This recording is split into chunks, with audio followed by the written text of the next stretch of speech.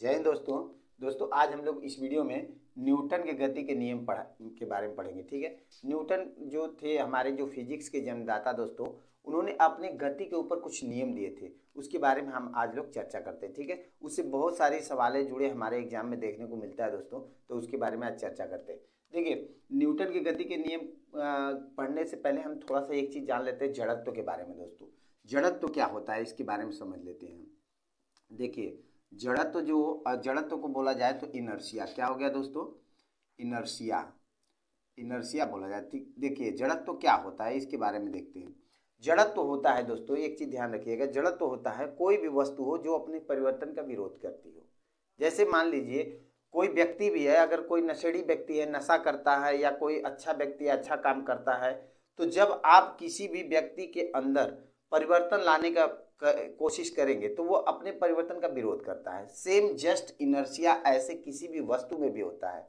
अब मैं जैसे मान लीजिए कोई भी चीज हो, जैसे अगर वो अपनी पहली अवस्था में है, उसको दूसरी अवस्था में चेंज करेंगे तो वो अपने परिवर्तन का विरोध करेगी। यही हमारा क्या कहलाता है? जड़त्व कहलाता है। अब ये जो है न्यूटन का प्रथम नियम जो है, जड़त्व का नियम भी कहा जाता है। न्यूटन का प्रथम नियम जो होता है दोस्तों, उसे जड़त्व का नियम या गैलीलियो का नियम या न्यूटन का प्रथम नियम भी कहा जाता है। क्लियर है? अब देखिए, इसके अंतर्गत दोस्तों बहुत सारी चीजें उभर के आती हैं जो हमारे एग्जाम में पूछे जाते हैं। अब देखिए होता क्या है न्यूटन का प्रथम नियम। देखिए, न्यूटन का प्रथम नियम कहता है दोस्तों, एक चीज हमारे कहता है कि जब भी कोई वस्तु अपने अवस्था में है, यानी कि पहले अवस्था में, तो पहले अवस्था में ही बनी रहेगी। अगर गति में है तो गति में रहेगी, स्थिर है तो स्थिर रहेगी। तब तक रहेगी जब तक कि कोई बाह्य बल यानी बाहरी बल लगाकर उसके स्थिति में परिवर्तन ना करे। मीन्स जैसे देखिए, मान लीजिए कि कोई गाड़ी है दोस्तों, कोई गाड़ी है, मान के चलिए कि अगर गाड़ी कोई गति में है, ठीक है, ये गति में है, किसमें है? मोशन में। ठीक है। अगर ये मोशन में है दोस्तों, तो ये मोशन में ही चलती रहेगी। ठीक है, ये मोशन में ही चलती रहेगी, तब तक चलती रहेगी जब तक कोई बाह्य बल लगाकर, यानी इसमें बैठा ड्राइवर, मान के चलो इसमें बैठा ड्राइवर इस पे ब्रेक फोर्स ना करे, यानी ये भी एक तरह का बाहरी फोर्स है दोस्तों। ठीक है। या फिर कोई व्यक्ति इसको धक्का लगा के रोके ना।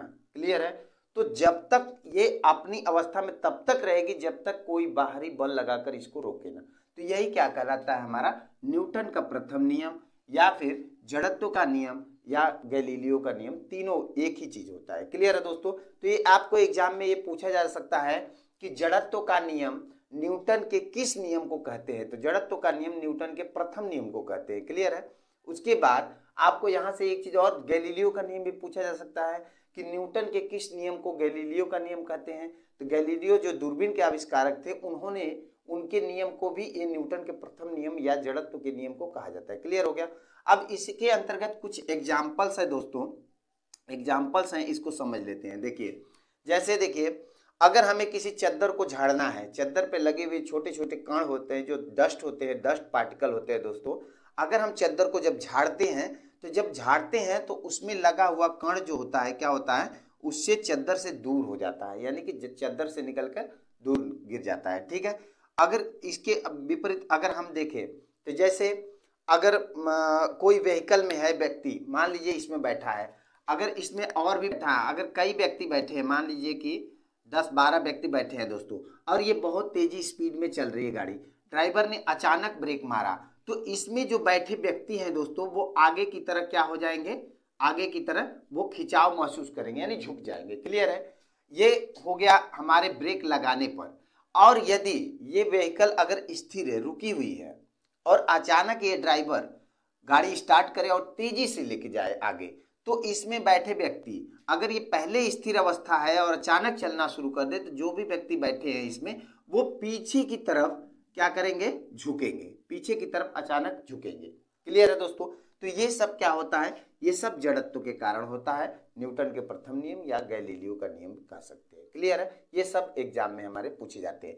इसके अकॉर्डिंग एक चीज और आता है दोस्तों, पूछा जाता है एग्जाम में कि पेड़ पे लगा फल न्यूटन के किस नियम के कारण डाल को हिलाने पर नीचे गिरता है? तो किस नियम के कारण? जड़त्व के नियम या न्यूटन का प्रथम नियम। क्योंकि जब भी वो करेंगे तो देखिए क्या होता है, डाल को जब हिलाएंगे तो वो उसमें लगा हुआ फल जो है दोस्तों, वो टूट कर गिर जाता है। वो किसके कारण? जड़त्व के कारण होता है। क्लियर है दोस्तों। एक चीज ये भी है कि कांच में, अगर कांच है, मान लीजिए कि ये शीशा है, ठीक है दोस्तों, कांच है। अब कांच में यदि हम यहाँ पत्थर मारते हैं, ठीक है, यदि पत्थर मारते हैं और गोली मारते हैं तो दोनों में देखिए क्या परिवर्तन होता है। यदि हम पत्थर मारेंगे तो कांच पूरा चकनाचूर हो जाएगा, ठीक है, लेकिन अगर हम गोली मारेंगे तो ये छोटा सा बस छिद्र बन के गोली आगे निकल जाएगी।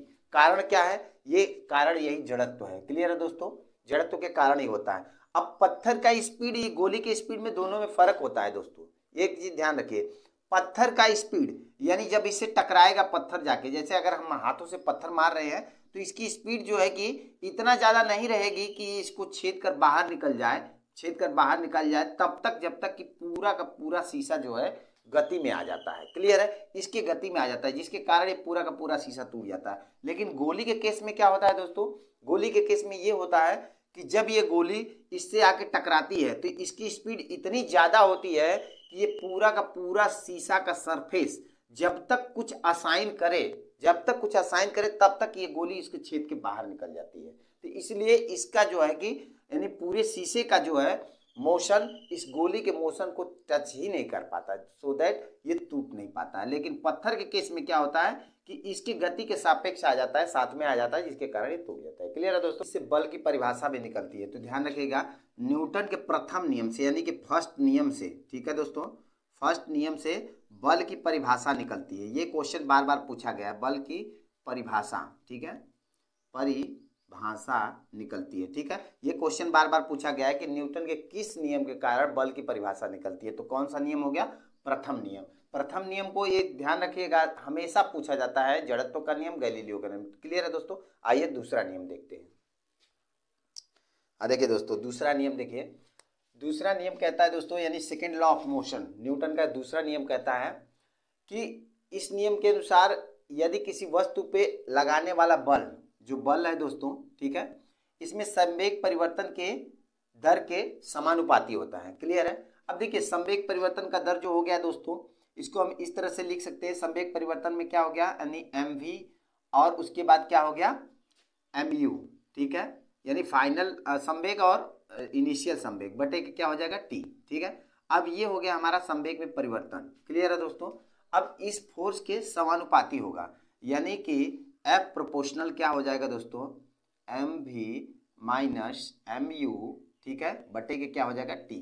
अब यहाँ से यदि हम m को कॉमन ले लेते हैं दोस्तों, तो यहाँ क्या होगा, देखिए m को कॉमन ले लेते हैं तो यहाँ पे बचेगा हमारे पास v माइनस यू अपॉन क्या हो जाएगा t।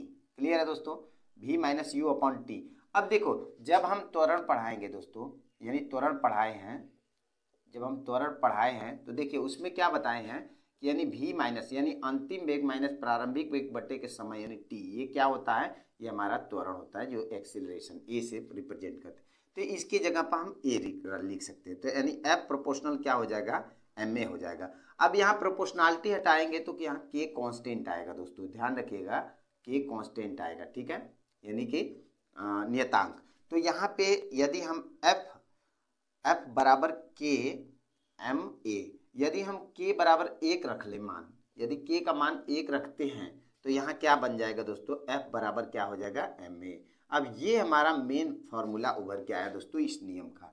यानी दूसरा नियम हमारा कहता है कि F बराबर क्या होता है दोस्तों, ma, यानी कि किसी वस्तु पर लगाया गया बल उस वस्तु के द्रव्यमान और त्वरण के गुणनफल के बराबर होता है। क्लियर है दोस्तों, ये कौन सा कहता है, दूसरा नियम कहता है। क्लियर है। अब देखिए इसके कुछ एग्जांपल्स हैं, वो देख लेते हैं। एग्जांपल्स क्या क्या हैं दोस्तों, इसके ऊपर हम देख लेते हैं एग्जांपल। देखिए एग्जांपल्स डायरेक्ट एग्जाम में आपको पूछे जाते हैं, जो डायरेक्ट उभर के आते हैं, ठीक है। देखिए एक चीज समझ लेते हैं, इसका एसआई मात्रक दोस्तों क्या होता है, इसका एसआई मात्रक जो होता है हमारा F बराबर ma, यानी F बल का मात्रक जो क्या हो जाएगा, न्यूटन हो जाएगा, ठीक है दोस्तों, न्यूटन हो जाएगा। तो ये चीजें पूछा जाता है या सिंपली n से भी प्रदर्शित करते हैं न्यूटन। देखिए इसको m के, ये तो ऐसा ही हो गया, m के एस में पूछता है तो क्या हो जाएगा दोस्तों, किलोग्राम मीटर प्रति सेकेंड स्क्वायर होता है। और सीजीएस पद्धति में कई बार पूछ देता है, तो सीजीएस पद्धति में क्या होता है, डाइन होता है, याद रखिएगा, DYNE, डाइन, ठीक है। अब यहाँ पे एक चीज क्वेश्चन और उभर के आता है दोस्तों कि 1 न्यूटन बराबर कितने डाइन होता है, यहाँ क्वेश्चन एक आता है। तो 1 न्यूटन बराबर देखिए क्या होता है, 1 न्यूटन बराबर 10 के पावर 5 डाइन होता है, ध्यान रखिएगा दोस्तों, ये सब एग्जाम में डायरेक्टली पूछे जाते हैं। यानी डाइन जो होता है किसका मात्रक है, ठीक है। तो ये जो डाइन है दोस्तों, ये डाइन बल का मात्रक है, किसमें, किस पद्धति में, सीजीएस पद्धति में है, ठीक है। और किलोग्राम मीटर प्रति सेकंड स्क्वायर ये एमकेएस में है, एसआई में क्या है, न्यूटन हो गया, ठीक है। 1 न्यूटन बराबर 10⁵ डाइन होता है, क्लियर है। अब आइए एग्जाम्पल के ऊपर देखते हैं। देखिए एग्जाम्पल्स में दोस्तों ध्यान रखिएगा, जब भी कोई क्रिकेटर यदि छोटी बॉल की अपेक्षा बड़ी बॉल यानी कि टेनिस बॉल की अपेक्षा क्रिकेट बॉल को जब कैच करता है या पकड़ता है अपने हाथों से, तो होता क्या है, होता यह है दोस्तों कि जैसे ही वो कैच करता है, जैसे मान के चलिए कि यदि वो कैच करता है इस तरह से, अगर कोई बॉल आ रही है, ठीक है, कोई बॉल आ रही है, वो कैच करता है तो अपने हाथों को वो पीछे की तरफ खींचता है। जब भी देखेंगे तो वो पीछे की तरफ खींचता है। पीछे की तरफ खींचने से क्या होता है कि जब ये बॉल आता है तो उसके हाथों में टकराने पर चोट कम लगती है, क्लियर है। ये कौन से कारण होता है, दूसरे नियम के कारण। जब भी देखेंगे लंबी कूद मारने वाले यानी कि ऊंची कूद या लंबी कूद मारता है कोई व्यक्ति, तो जो जमीन होती है दोस्तों, मिट्टियों को खोद कर थोड़ा सा वो अलग बना दिया जाता है ताकि उस पर कूदने पर चोट कम लगे, क्लियर है। ये भी सेकंड लॉ के कारण होता है, ठीक है। इसके कारण देखिए गद्दे पे बैठने पर या फर्श पे बैठेंगे या कूदेंगे तो उसकी अपेक्षा ज्यादा चोट लगेगी, यह भी हमारा सेकंड लॉ के कारण होता है, क्लियर है दोस्तों। तो इससे जुड़े हुए क्वेश्चन ध्यान रखिए क्या क्या पूछता है। पहले तो इसका बल का मात्रक पूछता है, तो एसआई में ये हो जाएगा न्यूटन, एमकेएस में किलोग्राम मीटर प्रति सेकंड स्क्वायर, सीजीएस में डाइन होगा, 1 न्यूटन बराबर 10⁵ डाइन होता है। त्वरण बराबर पता ही है दोस्तों, अंतिम वेग माइनस प्रारंभिक वेग बटे के समय होता है, क्लियर है। ये चीज ध्यान रखिएगा। F बराबर ma कहाँ से उभर के आता है, दूसरा नियम से आता है, क्लियर है दोस्तों। दूसरा कहा जाए तो दूसरा में क्या कहता है, अदर वर्ड्स में अगर कहा जाए तो संवेग परिवर्तन की दर, ठीक है दोस्तों, संवेग परिवर्तन की दर बल के समानुपाती होता है, ये दूसरा नियम कहता है, क्लियर है। आइए अब तीसरा नियम को देखते हैं। थर्ड नियम बहुत इंपॉर्टेंट है दोस्तों। थर्ड नियम के बारे में ध्यान से देखिए ये कहता है कि always action is equal opposite reaction, यानी हर क्रिया के प्रति प्रतिक्रिया होती है, कोई भी ऐसा क्रिया नहीं है जो प्रतिक्रिया ना हो, क्लियर है। देखिए इसका मतलब ये है, इससे साफ जाहिर ये हो रहा है कि बल कभी भी युग्म में आता है, यानी जोड़े में आता है, बिना जोड़े का नहीं आता। यानी कि क्रिया, इसको आप सिंपल कर सकते हैं दोस्तों, क्रिया प्रतिक्रिया का नियम, क्रिया प्रतिक्रिया का नियम, क्लियर है दोस्तों, क्रिया प्रतिक्रिया का नियम इसको कह सकते हैं, क्लियर है। अब इसमें एक चीज समझने वाली बात है कि इससे ज्यादातर क्वेश्चन पूछे जाते हैं दोस्तों, और इसमें क्या होता है कि कभी भी बल जो है हमेशा युग्म में आता है, यानी कि जोड़े में आता है, ध्यान रखिएगा, जोड़े में आता है। अब जोड़े से क्या मतलब है, जैसे मान के चलिए कि एक महिला कुएं से पानी खींच रही है, यानी कि बाल्टी से, अब तो देखने को नहीं मिलता, कुएं से पानी खींच रही है। अगर वो डोर टूटती है, डोर अगर टूट जाती है तो देखिए वो क्या होगा, बाल्टी भी नीचे जाएगी और औरत भी पीछे की तरफ गिरेगी, यानी कि वो जोड़े में है और विपरीत होगा। इसी को कहते हैं क्रिया और प्रतिक्रिया का नियम, क्लियर है दोस्तों। एक तरफ तो क्रिया हो रही है, दूसरे तरफ क्या हो रहा है, प्रतिक्रिया हो रही है, उसका जबरदस्त प्रतिक्रिया होगी। इसी तरह से यदि आप जब जमीन पे दौड़ रहे होते हैं तो क्या होता है, अपने बल से जमीन को आप जमीन पे दबाव डालते हैं और जमीन आपको उतना मतलब आगे की तरफ धक्का देती है। इसी प्रकार नाव में होता है दोस्तों, जब नाव हम चलाते हैं नदियों में या तालाबों में, जब नाव चलाते हैं तो नाव को हम अपने क्या होता है, उसको हमेशा जो पानी मारने वाली जो हत्था होता है उससे हम क्या करते हैं, दबाव डालते हैं। जब दबाव डालते हैं तो वो हमेशा आगे की तरफ धक्का मारता है, क्लियर है। कोई तैराक होता है, पानी में तैर रहा होता है तो अपने हाथों से अपनी पैरों से हमेशा पानी को ऊपर धक्का मारता है, जिसकी वजह से पानी भी उसको ऊपर की तरफ धक्का मारता है, क्लियर है दोस्तों। यानी कि हर क्रिया के पीछे प्रतिक्रिया होती है, ये जीवन का भी मूल है और न्यूटन जी भी अपना तृतीय नियम में इसे बताया है कि ये किसी वस्तु पे भी अप्लाई है और जिंदगी में भी, मेरे हिसाब से जिंदगी में भी एक रूल है, क्लियर है दोस्तों। तो आशा करता हूं न्यूटन के तीनों नियम अच्छी तरह समझ में आए होंगे और कौन कौन से नियम अच्छे। देखिए प्रथम नियम में हमने क्या बताया दोस्तों, ध्यान रखिएगा, प्रथम नियम में हम बताया जड़त्व का नियम, गैलीलियो का नियम और उसके बाद जो है कि न्यूटन का प्रथम नियम, ठीक है। अब इसमें हमने क्या बताया था कि परिवर्तन का विरोध, क्या बताया था दोस्तों, परिवर्तन यानी कि परिवर्तन का विरोध, क्लियर है दोस्तों, परिवर्तन का विरोध बताया था। दूसरे में क्या बताया था दोस्तों, ये चोट लगना हो गया।